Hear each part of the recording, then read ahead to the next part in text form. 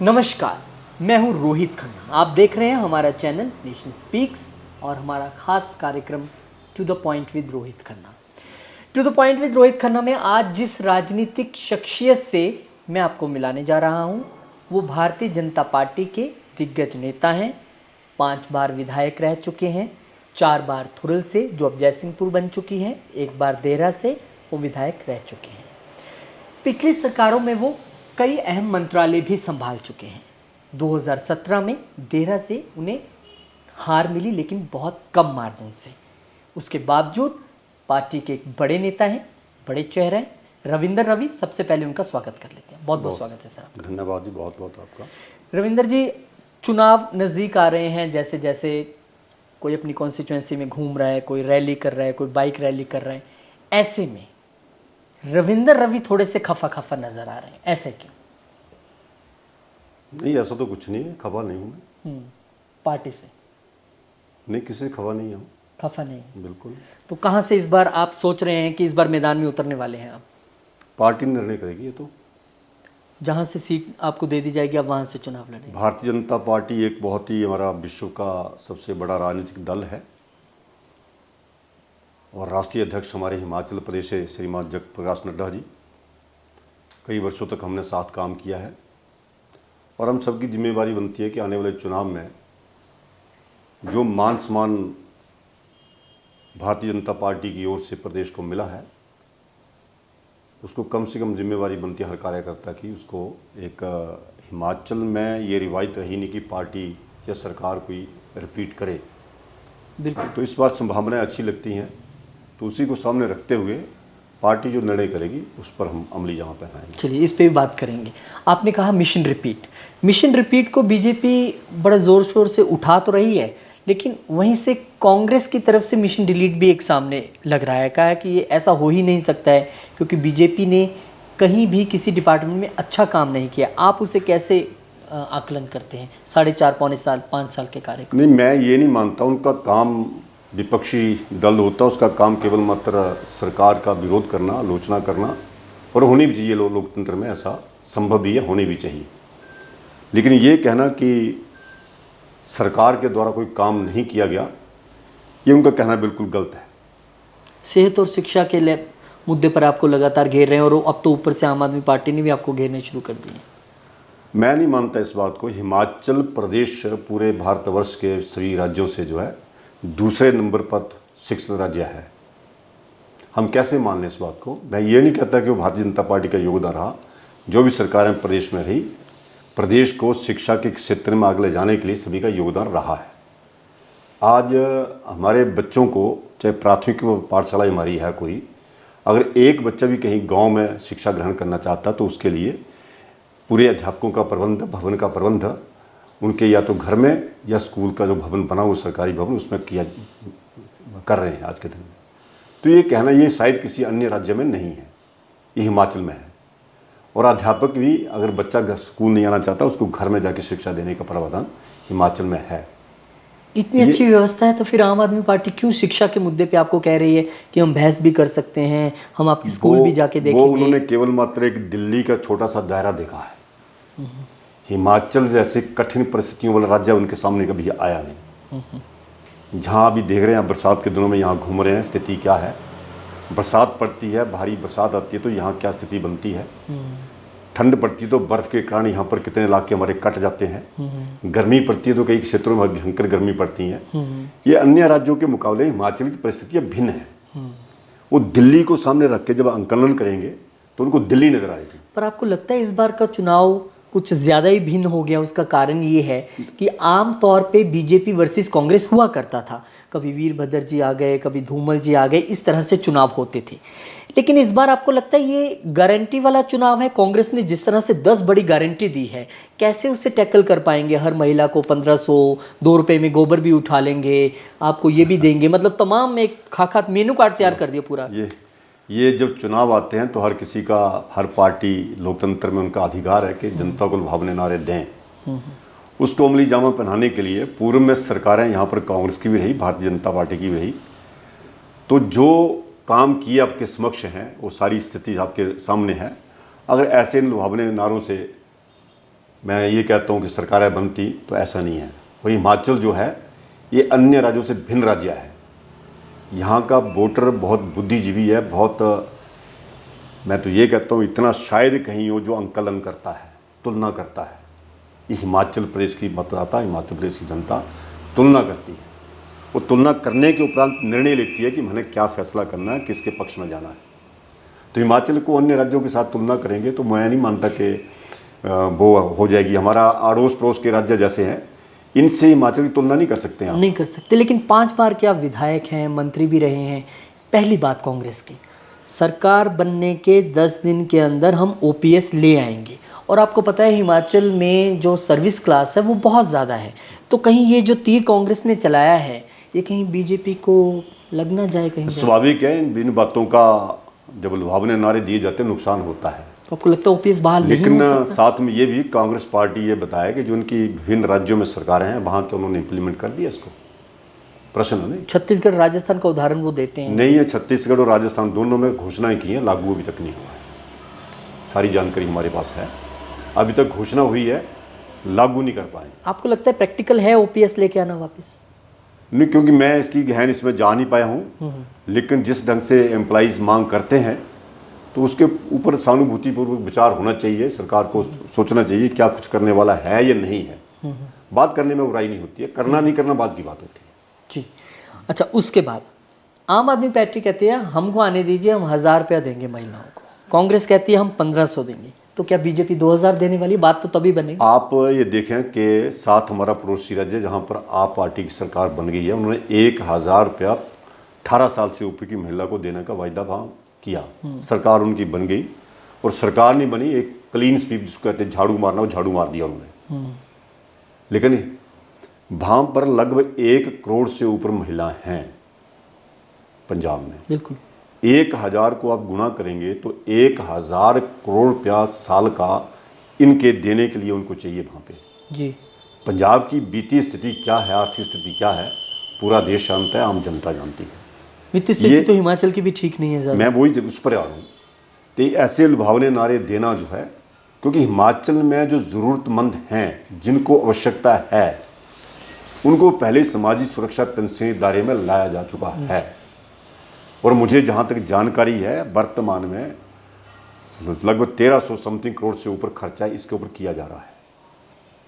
तो ये जिनको आवश्यकता है, हम हर किसी के वायदा, जो एक इनकम के टैक्स पेई है, उनकी महिलाओं को कहेंगे कि आपको भी हम 1000 रुपया 2000 पेंशन देंगे या महीने का देंगे आपको। किस लिए? आपको लगता है क्रीमी लेयर को बाहर रखना चाहिए? बाहर बिल्कुल होना चाहिए। और ये अब सोचने का समय आ गया है। मेरा अन्य पार्टियों से निवेदन है कि इसके ऊपर एक सहानुभूतिपूर्व विचार करके, और मैं तो सुप्रीम कोर्ट भी अब सोचने लग पड़े हैं, वहाँ भी ऐसे जो दायरे याचिकाएं दायर हो रही हैं, तो वहाँ पर भी वो सोचने को मजबूर हो गए हैं कि ये लोक लुभावने नारों को कब तक चलेंगे। पर बाकी पार्टी ये कहती है कि जब हम वादा करते हैं तो बीजेपी हमें क्रिटिसाइज करती है।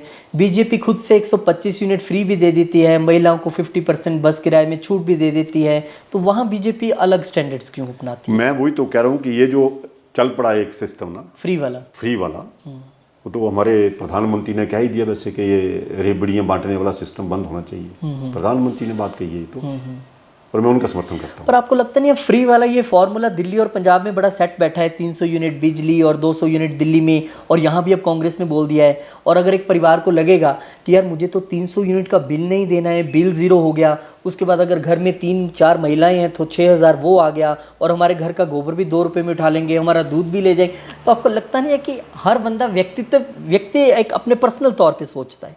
तो उसके लिए बीजेपी के पास क्या काट है उसकी? नहीं, मैं तो ये कहूँगा कि ये सोच जब पैदा की गई मुफ्त देने की, ये सोच उसमें की गलत थी। जब भी शुरू हुआ होगा किसी भी इसमें, मैं ये नहीं कहता इसके लिए ये नहीं होना चाहिए। जो ज़रूरतमंद हैं, जिनको ये चाहिए चीज़ें, उनको देनी चाहिए। मैं उसका विरोध नहीं कर रहा हूँ।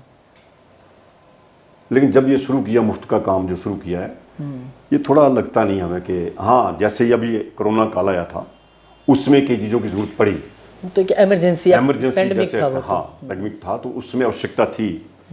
कहीं पूरे विश्व में हर देश ने टीकाकरण के पैसे लिए। भारतवर्ष एक अकेला ऐसा देश है पूरे दुनिया में जहां उसके चाहे एक टीका लगा, चाहे सेकंड डोज लगी, चाहे बूस्टर डोज लगी, लेकिन उसका पैसा तक नहीं लिया, अभी भी फ्री में चले हुए हैं। एक ऐसे काम के लिए ऐसा इस समय करना मुफ्त में, वो तो मान सकते पर हैं। आम आदमी पार्टी ये भी कहती है, कहते हैं कि नेताओं को सब कुछ मुफ्त मिलता है, विधायक एमपी बनने के बाद तो वो लोगों तक बेनिफिट क्यों ना जाए। देखिए हमने तो एक पेंशन कर दी है पंजाब में। तो दिल्ली में कैसे बढ़ा दी उन्होंने? दिल्ली में वो बढ़ा के भी सबसे अभी उनका 70 लगा था, पहला उनका बिल ही वही आया था कि विधायकों की सैलरी बढ़ाकर पेंशन बढ़ा के इतनी कर दी जाए। आपको लगता है डबल स्टैंडर्ड्स बना रहे हैं? डबल कहीं स्टैंडर्ड बना रहे हैं ना, जहाँ सरकार बनी है वहाँ उसको दे रहे हैं, खुल के दे रहे हैं, तो वहाँ तो रोके। वैसे पार्टी के अंदर आपको क्या लगता है, बीजेपी के अंदर मंथन चल रहा है इस पे कि इस मैनिफेस्टो को, जो मैनिफेस्टो से पहले का मैनिफेस्टो कह सकते हैं इसे हम, उसको कैसे टैकल किया जाएगा? ये पार्टी की अपनी अपनी होती है, नीति होती है। हम अपने ढंग से लेके आएंगे, हमने जो करने वायदे हैं उनको पूरा करने की कोशिश की भी है, पूरे किए भी हैं और भविष्य में पूरे करेंगे। दूसरी पार्टी क्या करती है, निश्चित तौर पर उसे सोचने की आवश्यकता तो होती है, लेकिन ऐसे लोग लुभावने नारे कब तक? पर आपको लगता है इस बार वो पार्टी मेरे को लगता है ज़्यादा फैक्टफुल रहेगी जो ये कहेगी कि देखिए हम मैनिफेस्टो लेके आए हैं, आपको ये चीज़ देने वाले हैं, ये खर्चा है, ये हमारा रेवेन्यू है। क्योंकि सभी पार्टियां ये तो बता रही हैं कि भैया हम इतने 1000 करोड़ आपको देंगे, आएगा कहाँ से? आएगा कहाँ? 70,000 करोड़ का तो पहले से इसके ऊपर चिंतन करने की आवश्यकता है, और मैं तो सभी पार्टियों को कहूँगा कि इसको चिंतन करना चाहिए। किसी को तो शुरुआत करनी पड़ती। अदरवाइज फ्री क्या वो चलता चला जाएगा तो बिल्कुल ये डेप्थ में जाता जाएगा। जी चलिए अब बात करते हैं आप पे, पुनः एक बार आप पे वापस आते हैं। अभी मैं पिछले 1-2 दिन पहले पढ़ रहा था कि आपने बोला है चुनाव तो मैं ज़रूर लड़ूंगा।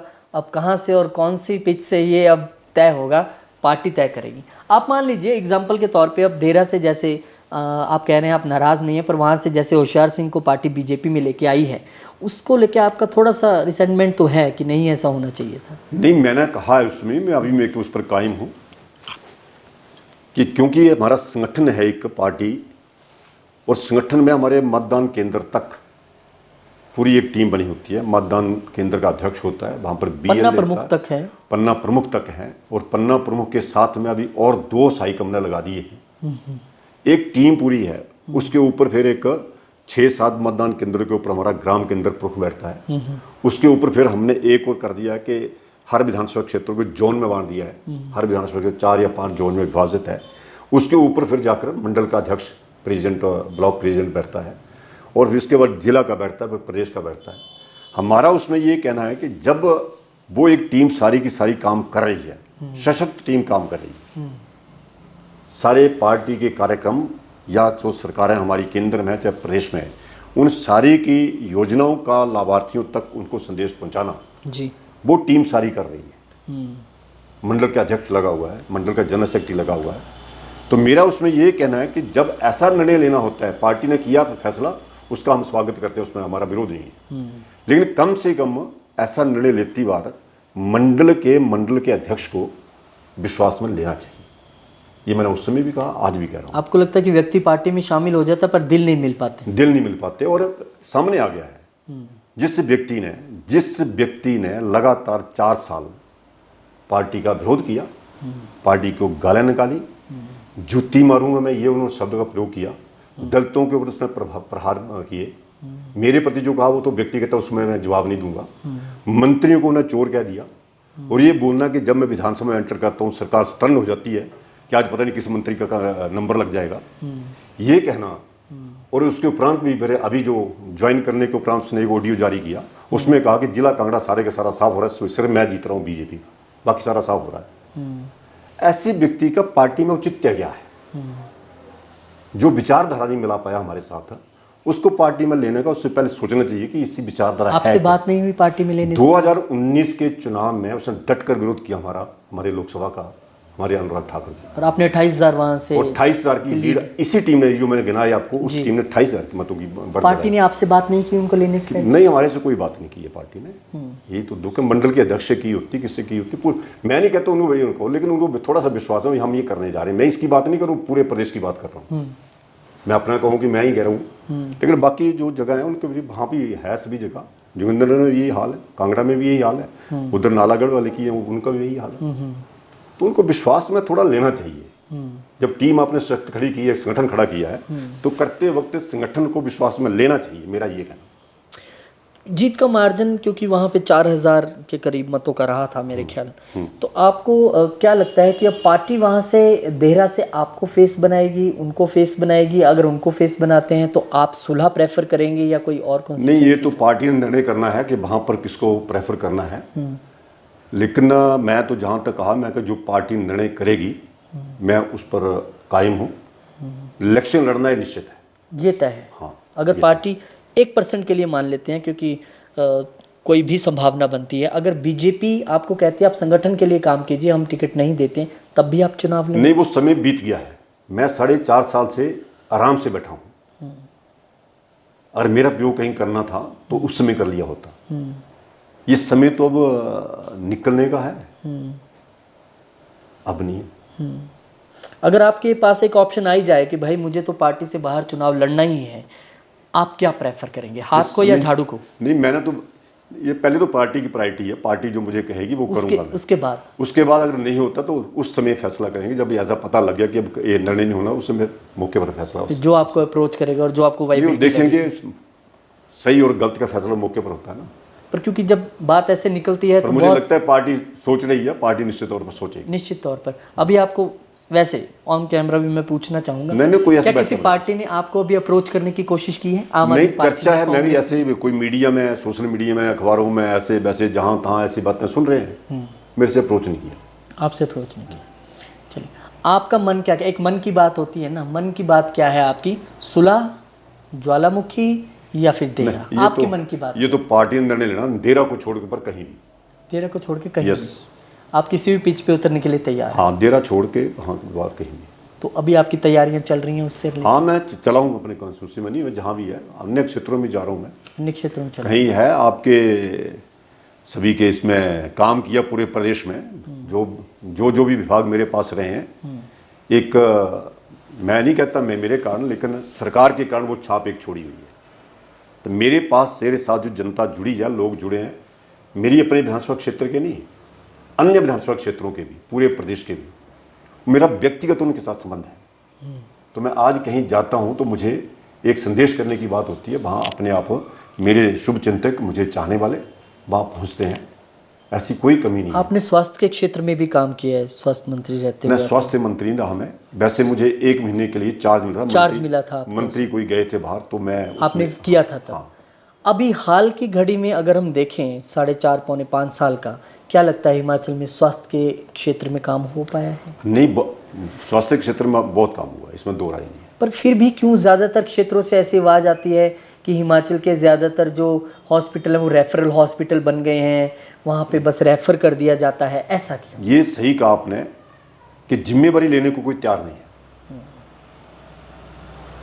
जिम्मेवारी लेने को जो होना चाहिए ना, एक वहाँ जिस संस्थान में ऐसी व्यवस्था की गई है, वहाँ उनकी जिम्मेवारी तय होनी चाहिए।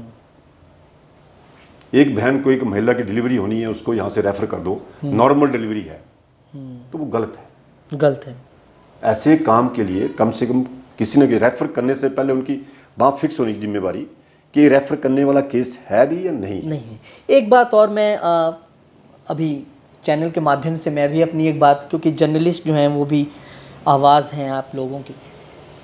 बहुत सारी स्टोरीज़ मैंने ऐसे देखी है बिलासपुर और आसपास के कई गांव की, जहां पे गांव में सड़क ही नहीं है, 4 कंधों पे मरीज़ को लाया जाता है मेन रोड तक, और वहां से फिर अस्पताल जाना है, पता नहीं वहां जाते जाते वो बचे ना बचे। तो इससे अच्छा कि हम ये घोषणाएं करें कि आपको ये भी दे देंगे, वो भी दे देंगे, आप पहले बेसिक चीज़ें दे दें, ये ज़रूरी नहीं है? सही कहा आपने, मैं आपसे सहमत हूँ।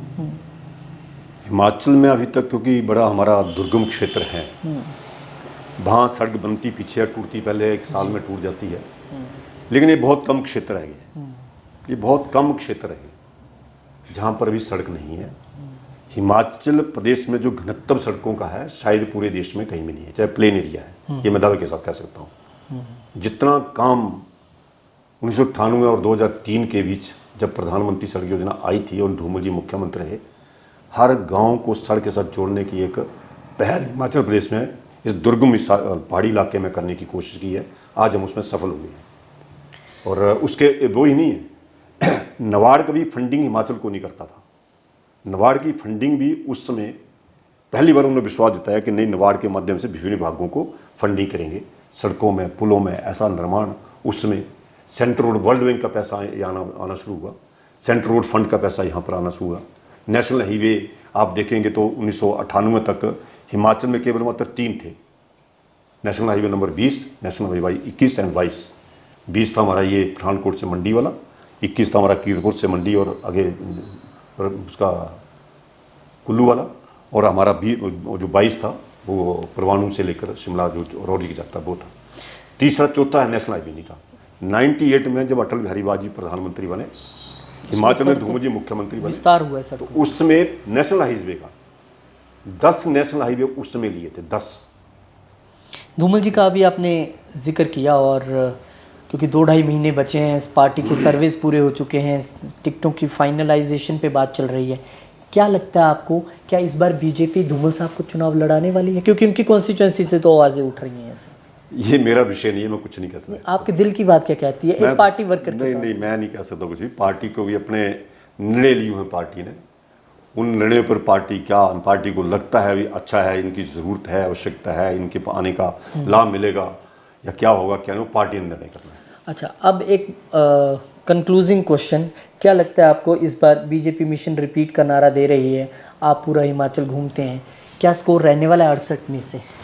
मुझे लगता है कि हालात जिस ढंग से बने हैं उस ढंग से, और हालात बहुत अच्छे हैं, विपक्ष कमज़ोर है। सबसे बड़ा जो फ़ायदा मिलने वाला वो ये है, जो पहले था वीरभद्र सिंह जी के समय में, तो उसमें एक नेतृत्व उनके पास बैठा होता था कि नहीं भाई इसके नाम से हम ये कर जाएंगे, वो कमी आज देखने को मिलती है। तो इलेक्शन, जैसे मैंने कहा, हिमाचली जनता बड़ी वोट देने के मामले में सारे देशों के साथ, सारे प्रदेशों के साथ बहुत आगे है। ये तय पहले 2 साल जो होते हैं उनमें तय कर देती है कि आने वाले समय में उन्हें क्या करना है। तो इस समय जो है वो जनता ने ये तय करके रखा है। हम लोग कितना उसमें उसको पलटी मार सकते हैं, कितना उसको खींच सकते हैं। हालांकि प्रधानमंत्री जी की ओर से हिमाचल को कोई कमी नहीं रही, भारत सरकार की ओर से कोई कमी नहीं रही, प्रदेश सरकार ने भी काम किया है। और कांग्रेस तो उल्टी कहते हो, कहते प्रधानमंत्री आते जरूर हैं पर कुछ देते नहीं। नहीं देने का वो केवल मतलब जो पुराना एक परंपरा रही है ना, वो सोचते हैं कि नहीं घोषणा यहाँ पर करें आके, लेकिन जैसे एम्स का उद्घाटन करने के लिए आएंगे, जब एम्स आपको दे दिया 1400 करोड़ रुपए का, तो काय की घोषणा मांग रहे हैं आप उसके बाद? हिमाचल में एम्स नहीं था, छोटा सा राज्य हमारा, यहाँ एम्स मिल गया। इससे बड़ी बात अब हम सोचें कि उसके आए और घोषणा करें, तो घोषणा का नहीं है, प्रैक्टिकल काम क्या होता है वो होना चाहिए। क्या स्कोर दे रहे हैं आप बीजेपी को 68 में से? तो मुझे लगता है कि मेजॉरिटी आ जाएगी 40+। ये तो मैं कुछ नहीं कह रहा, भविष्य मैं कर सकता, लेकिन ऐसा लग रहा है। बाकी जानकारी आपको, क्योंकि आप लोग घूम रहे हैं, आपको ज़्यादा पता होगा फील्ड में क्या है क्या नहीं है। अच्छा, बीजेपी ये भी सुनने को मिल रहा है इस बार बहुत सारे चेहरे बदलने वाली है, सिटिंग के जो हैं उनके टिकट कटने वाले हैं, कई मंत्रियों के टिकट भी कट सकते हैं, कईयों के बदले जा सकती हैं सीट्स, आप यहाँ लड़ रहे थे आप वहाँ जाइए।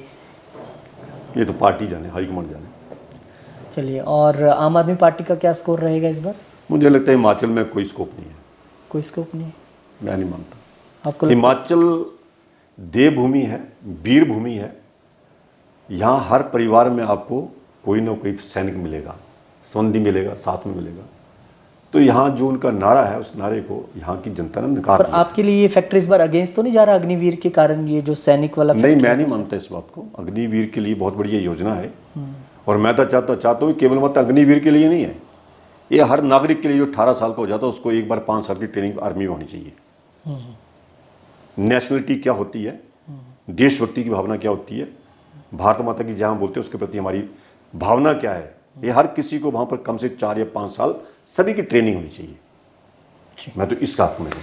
बहुत बहुत शुक्रिया सर, बहुत बहुत धन्यवाद। बहुत धन्यवाद आपका, बहुत शुक्रिया। और आपका आभार इसलिए कि आपने विशेष तौर पर यहाँ आए और आपने मेरी आवाज़ को भी, जनता की आवाज़ को जनता तक पहुँचाने का जो काम आप करते हैं, उसके लिए आपका आभार। मुझे विश्वास है कि आपका ये चैनल नेशन स्पीक जनता की पूरी रहनुमाई इस क्षेत्र में करेगा, ऐसा मैं विश्वास कर सकता हूँ। बहुत बहुत धन्यवाद। धन्यवाद सर, बहुत बहुत शुक्रिया आप लोगों का भी। यानी कि रविंदर रवि इस बार सियासत की पिच पर उतरेंगे ज़रूर, बल्ला उनके हाथ में है।